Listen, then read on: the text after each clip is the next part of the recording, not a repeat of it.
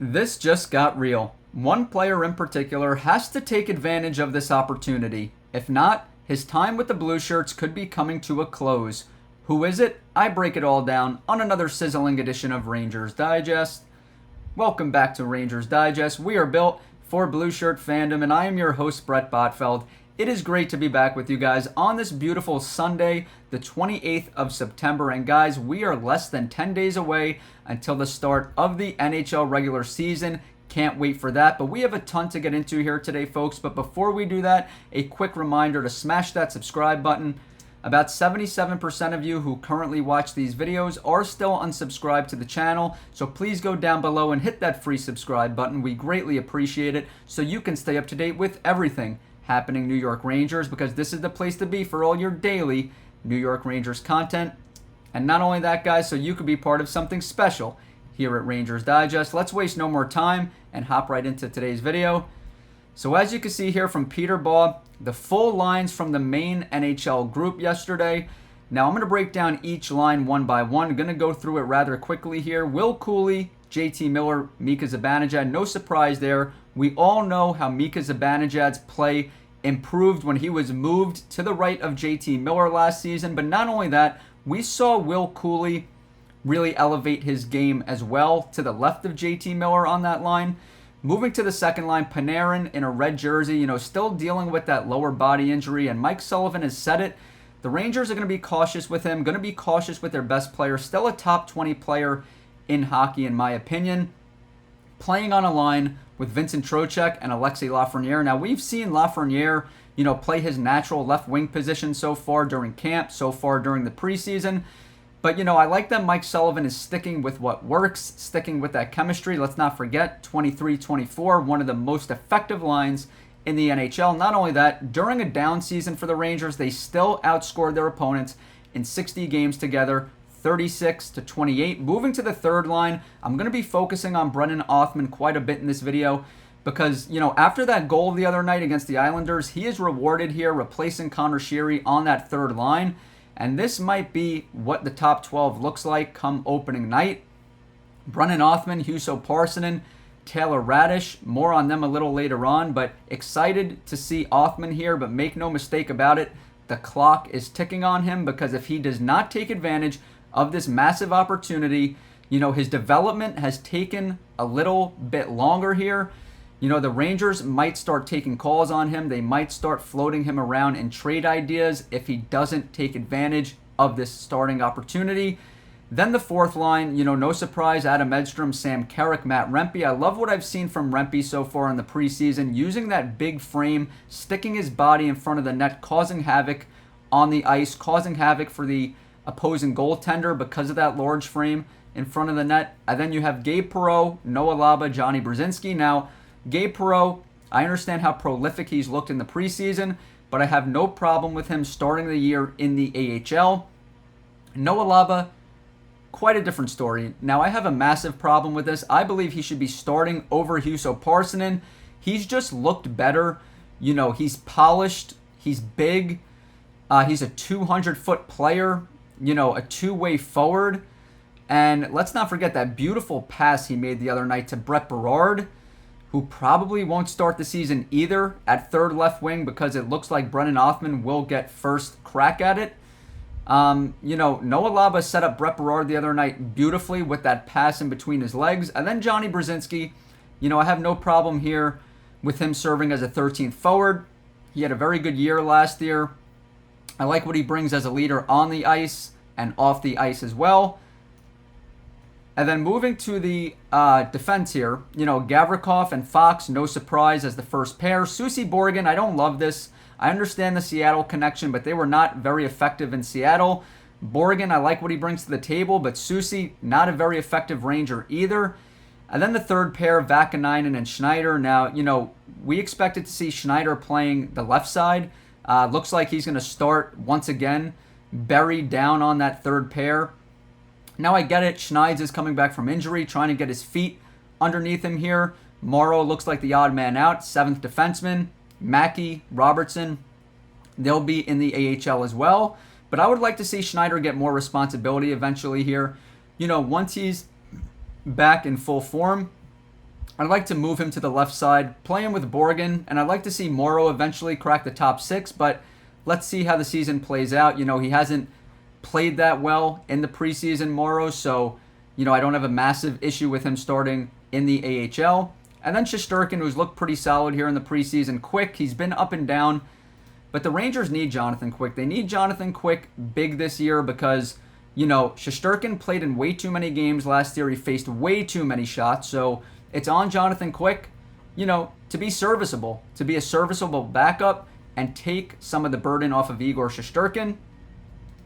Moving along, here's a tweet from Dave, former NHL scout, former NHL coach, now game analyst for New York Rangers radio, saying he watched every shift for Rangers Brennan Othmann versus the Islanders, trying to learn his game. He reloads well above the puck in the O-zone and can defend. He has a heavy game and a net front presence. Physical, but doesn't run around to make contact. He picks his spots, and a good wrister. Now, guys, a good wrister. It was on full display against the Islanders the other night, cashing in on that top shelf goal.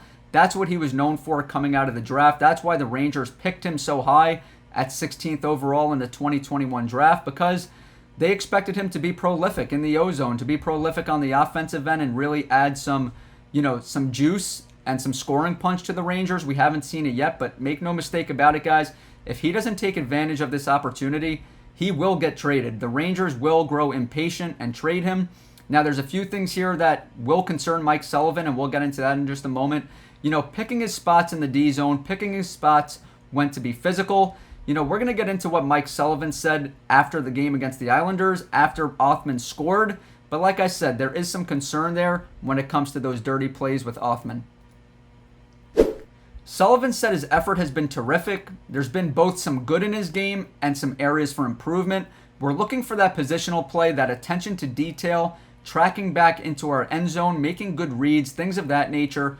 Otter has also shown glimpses of brilliance. I think he can really shoot the puck. You saw it on display tonight. Guys, I just spoke about it. That's why Othmann was brought here. He was brought here to score goals, but in order to earn minutes under Mike Sullivan, and if he wants to keep his spot at third left wing, he's going to have to, battle against the boards. He's going to have to make some of those dirty plays, transition passes, and, creating opportunities for his teammates. I understand the skill is there. He can score the puck, but he also has to do some of those other things that are required for a team to be successful, and that's what Mike Sullivan is preaching here. This is from Peter Baugh. Adam Fox, Artemi Panarin, JT Miller, Mika Zibanejad are on power play 1 with Trocheck and Lafreniere rotating reps. I want to focus on Lafreniere here for a second. You can see from NYR Louis, seems like the 5th spot on power play 1 is not yet set in stone. I'd still bet it's Trocheck come opening night, but it seems TBD as of right now.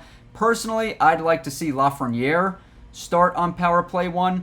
Let's not forget that Lafreniere was second on the Rangers in even strength points behind the Breadman. Panarin had 55. Lafreniere had 40. He also had more even strength points than elite players like Austin Matthews, Sam Reinhart, and Alex Ovechkin, just to name a few. I know it's mind-boggling, and let's not forget Lafreniere coming off a down season last year. So if he was so effective, in even strength, just think about how effective he can be on the man advantage. So I definitely want to see that. From Colin Stevenson, Sullivan, I'm putting Lafreniere on power play 1. If we're going to get the best version of Laf, I think we got to provide a pathway to try to give him an opportunity to capture his very best game. And I think some power play time on the top unit is an essential part of that. Guys, I spoke about it. Put him on the man advantage. He has more upside than Trocheck, in my opinion, on power play 1. And this is a great point from John on X as well. Trocheck is a better 5v5 and penalty kill player than on the power play. His minutes should be saved for critical situations and even strength dominance. Sullivan passing early test in training camp. It seems like him and Drury are on the same page early. You love to see that. This is from Molly Walker. Mike Sullivan, his philosophy on the power play unit deployment and construction. I wouldn't see that changing much from the past. When you have the type of players that we have, I think that top unit has had a lot of success with the group of players that have been here. There have been a few changes, but the nucleus of that group is still in place. We're trying to evolve with that group. We're trying to bring some different ideas to them. I think that will hopefully help them have more success, but I would envision that top unit will get a lot of time. So Mike Sullivan talking about the success, that the Rangers have had. And the Rangers, quite frankly, are at their best when their special teams is at their best. But he talks about, keeping a lot of the same guys on the top unit, but switching things up quite a bit. And one change we could expect to see most likely is Mika Zibanejad get moved around a little bit on the power play, not just sitting in Ovechkin's office on that left circle, maybe letting him control the puck a little bit more, putting his body in front of the net, getting a little bit more volume instead of just that predictable one-timer from the left circle where Panarin passes it from the right half wall, across the ice for that one-timer. It's gotten a little redundant here, so switching things up could help the Rangers, no doubt about that. But leave your comments down below. What are your thoughts about Brennan Othmann most likely starting at third left wing for the Rangers? I know his camp has been up and down, but he did look good against the Islanders the other night, getting rewarded for it. And I truly believe that a lot of this decision has to do with the Rangers want to get a definitive answer on Brennan Othmann. Is he a guy that they could build around? Is he a guy that could be part of the puzzle? Or do they have to look to trade him here soon? So leave your comments down below. Also leave your thoughts on Alexis Lafreniere playing on Power Play 1. Do you want to see him on Power Play 1? Do you want to see Vincent Trocheck? Leave your comments down below. Also give us a follow on X. Leave a message over there at Rangers Digest YT. It's in the description. And if you haven't hit that free subscribe button, hit that button so you can stay up to date with everything New York Rangers. Enjoy the rest of your weekend, guys.